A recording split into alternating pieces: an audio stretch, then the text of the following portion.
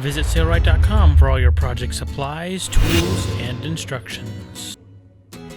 Hi, Eric Grant here with Sailrite. In this video, we're going to show you how to build canopies for play structures like this. This canopy was about 58 inches in width, so we're able to use a 60-inch wide fabric and get it out of one continuous piece of fabric. This fabric is a 54-inch wide fabric, and since this one was not as wide, we were able to get it too out of one length of fabric. In this first chapter, we'll be determining the fabric required. So we have two canopies that we need to replace on this play structure. We have this one that goes up to there, and we have this one. The first thing to do, if you don't have your old canopies, is basically to measure the structure where the old canopy used to be. So this is 59 inches. So I want my canopy not to be the full length of this board, but close to it. So I'll probably make it about 58 inches or so. Doesn't have to be exact, but it shouldn't be over the edge by any means. You can see here that this one actually stopped here because obviously we have all the structure and so forth that we have to get around. So this is 47 inches. We'll make it probably around 47 or 46 inches in width. To measure for the width, I'm going to drop my tape measure just down to the ground here, and you can either get a second helper or you can just use a pony clamp and clamp it in place. Then we have to go over the top of the structure. We'll also show you how to measure your old canopy to determine the required fabric. Like so, and come down to this side. So again, you can see here that the canopy stopped at about 93 inches. So that'll be our approximate length. Now we've got all this wiggle room basically because we can attach anywhere within this range. These are playset tarps that need replaced, as you can see here. So we're just going to take a measurement of the width. This one's 46 1/4, and the length is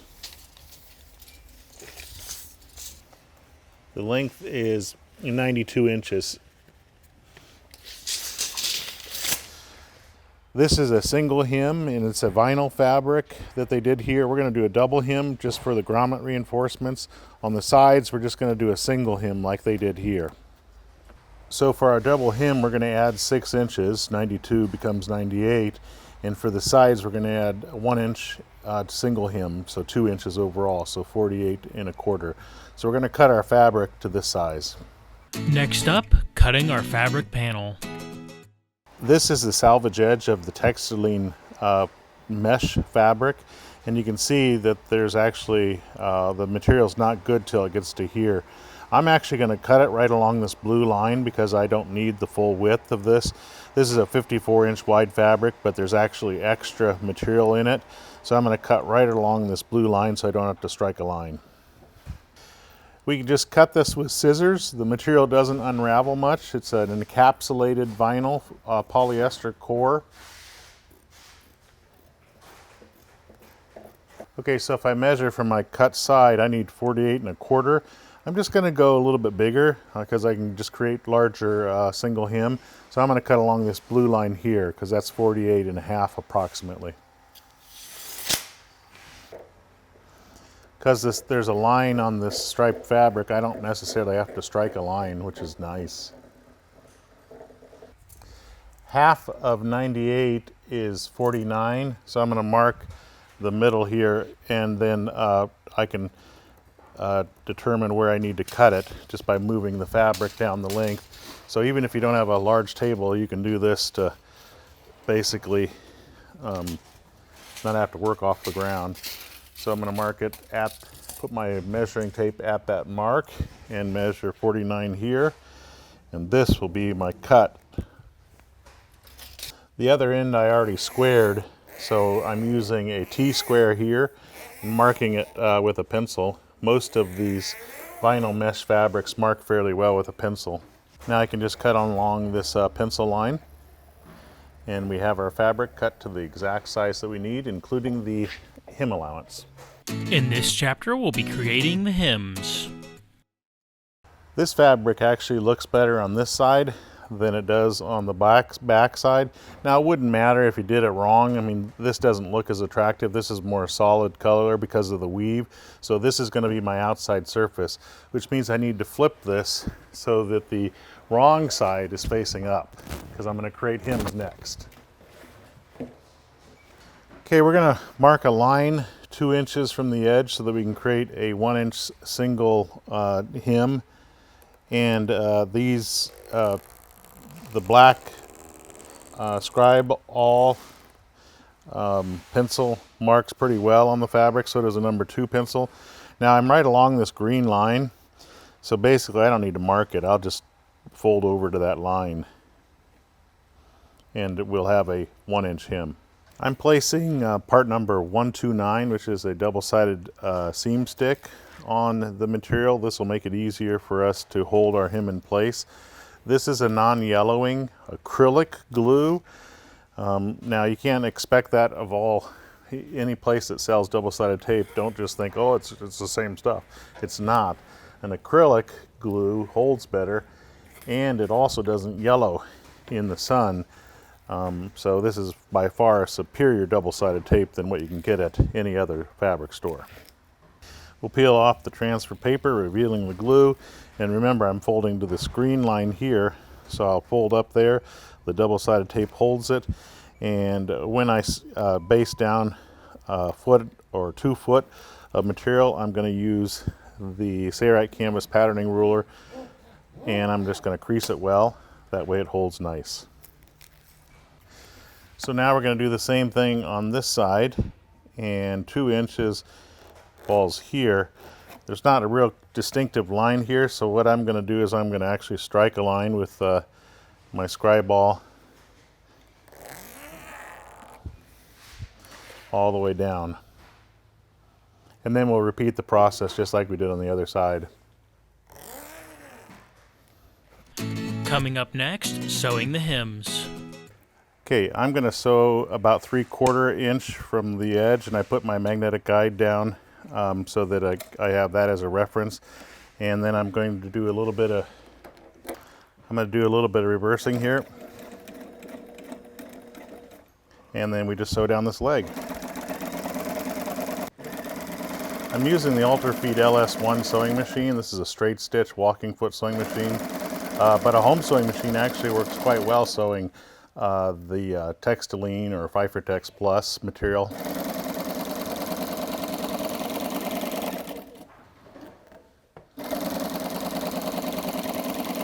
Okay, so here's my single fold. We haven't done the double fold at the ends yet, but we're just going to sew down both sides of the single fold.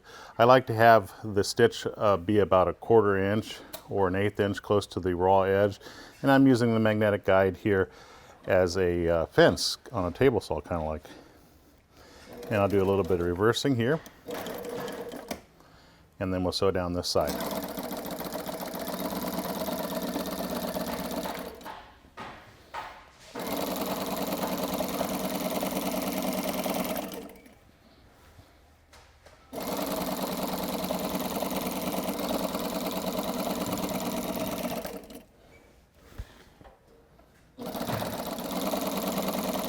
This is our end with grommets, and I left 3 inches for a double hem. So I'm going to measure up 3 inches with my clear acrylic ruler and strike a line. I'm going to put double-sided tape on the edge. Then I'm going to peel the transfer paper off, and then I'm going to fold up to that line, and this will be using up 1.5 inches of material. Sometimes I like to start in the center, and we can make sure that it's straight by looking at our stripes. Remember, this is the wrong side of the fabric facing up. Our hems are facing up too. Don't want to get confused about that. So there's that, and we'll fold all the way to this side. We're going to put double-sided tape on again, very close to that fold. And then we're going to fold. This time we're not going to strike a line. We're actually just going to fold right on this edge. So I'll start here in the middle, so we can just fold it. And you can kind of tell where that fabric is, because that's where it wants to fold. And that takes up 3 inches of fabric and leaves us with a hem that equals 1.5.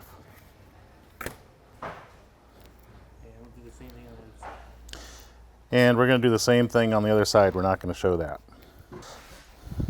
I like to crease the fabric well, so I'm going to use the Sailrite canvas patterning ruler to do that. Okay, we're going to sew this double hem in place, and I'm only going to sew 1 stitch, though you can sew 2 if you'd like. We're going to sew the stitch closer to the folded edge, and make sure you do some reversing here. If you want to sew a second row of stitches, you could sew it there.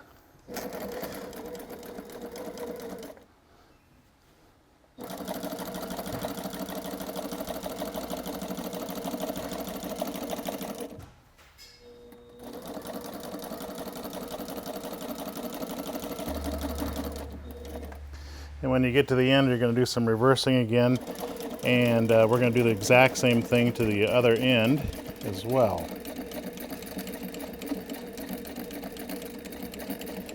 There we go.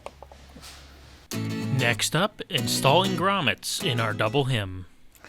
Okay, the old tarp has grommets placed about every 7 to 8 inches. They're very random. So we're going to put in 1, 2, 3, 4, 5, 6, 7 grommets in ours, but we're going to space them evenly. 46.25 is the width divided by, since we need 7 grommets divided by 6 equals 7.7 inches. I'm going to mark my clear acrylic ruler with my scribe ball pencil. That way it's easy to determine where each one of these needs to be placed. And then I'm going to mark the fabric and make sure that it comes out just about right. For number 1 spur grommets, I'm going to use a number 2 hole cutter. It actually just works better. So I'm going to put it in the drill. These are the Sailrite drill hole cutter sets that are available from Sailrite. And then all we have to do is put a cutting mat on the bottom side. I'm going to put my first grommet right about here. There we go. And about the same location.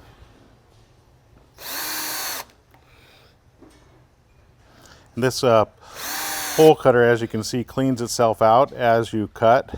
So you may notice that the scraps kind of fly out, which is very nice. It's always a good idea to put a fastener in at least 3 layers of fabric. That's why we did a double hem here. 1 layer is definitely a no-no. 2 layers is so-so, but 3 layers or more is very good.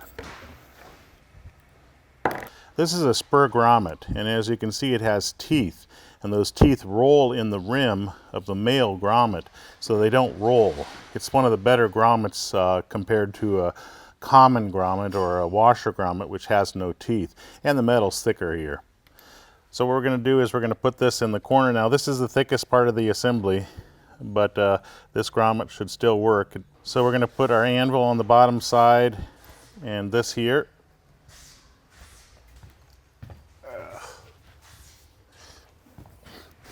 And a grommet always works better with a heavy mallet.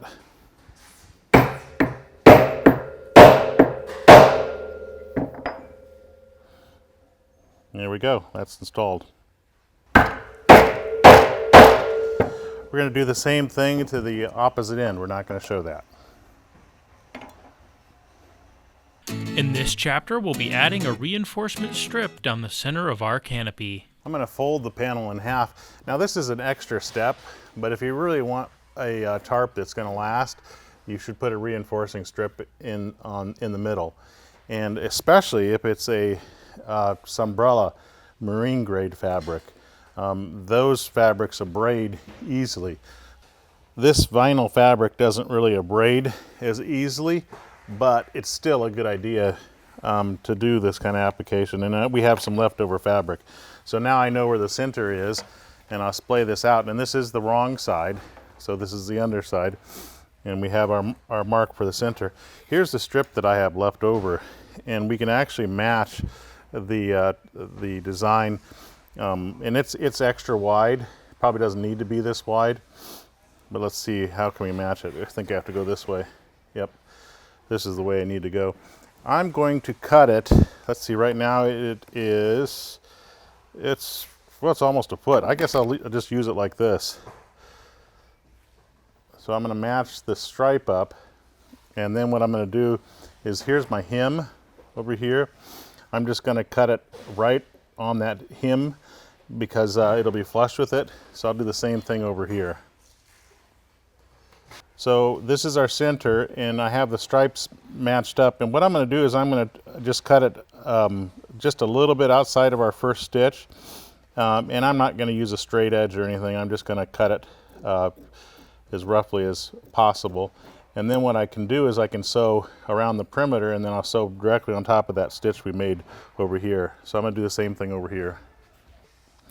Now I'm going to flip this, and I'm going to put double-sided tape around the perimeter just to hold it so it's nice and flat on this assembly. I know this may seem like overkill to you, but I have sewn things before where they bubble, and I don't like bubbles, and the double-sided tape just helps prevent that. Then we'll peel off the transfer paper on both of them, flip it back over. There's my middle. It doesn't have to be exactly in the middle position, but I'm going to try to make it as in the middle as much as possible. Line up my stripes, middle, middle, and baste it down. Oops, I'm a little bit crooked here because the stripes over here aren't matched up. So I come down like that. There we go. Now it's totally reinforced. This is where that 2x4 or 4x6 will rest in the middle, and this will prevent it from being abraded. So to get this in the throat of the sewing machine, I'm just going to scroll this up. That's basically what you want to do to easily sew things. And I'm going to scroll it to that patch right there. Okay, so now I'm just going to sew around the perimeter, do a little bit of reversing at the beginning. And I can barely see that patch. I just want to sew right close to the edge. I'm almost missing it because it's hard to see.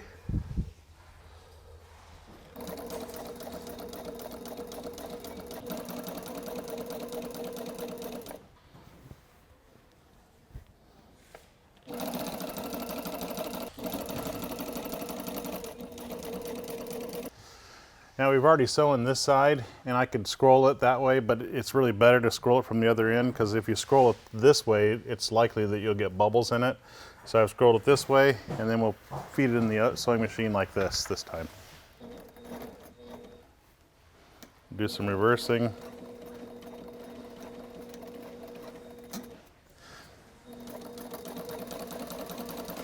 Now we're just going to sew the end shut, doing a little bit of reversing.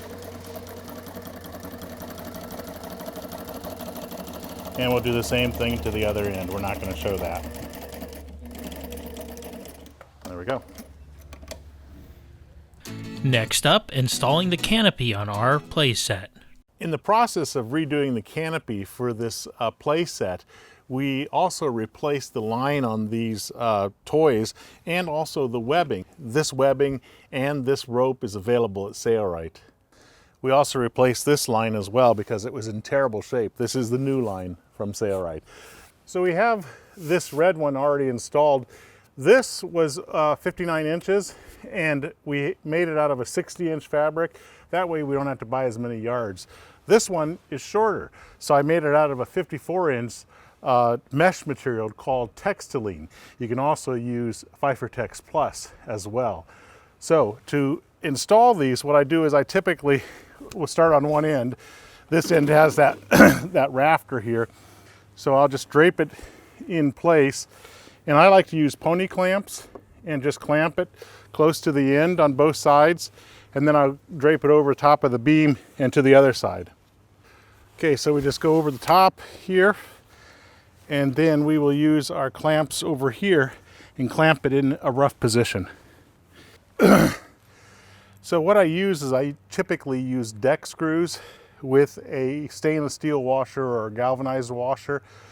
And that way the screw, when it goes through the spur grommet, and I also put it down at the bottom of the grommet where I want the canopy installed, tightens down nicely, and the washer captures the grommet. So you do get no abrasion.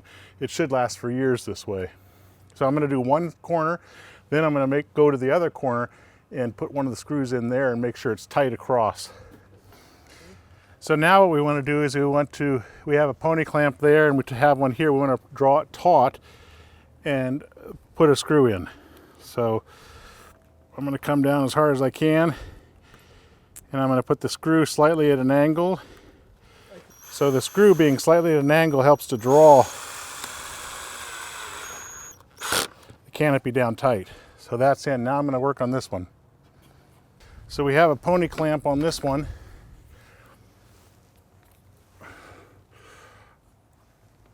I'm going to hold in that position, and then again I'm going to angle my screw up and slightly out to draw the bottom tight and also to draw the top tight.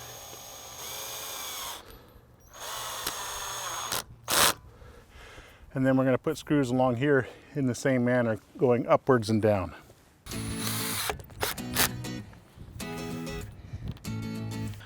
And here's a look at our canopies when they're complete and installed on our playset. Next up, a list of the materials and tools we use to complete this project. If you have any questions, feel free to give us a call or email. We're glad to help. From all of us here at Sailrite, I'm Seth Grant. Thanks for watching.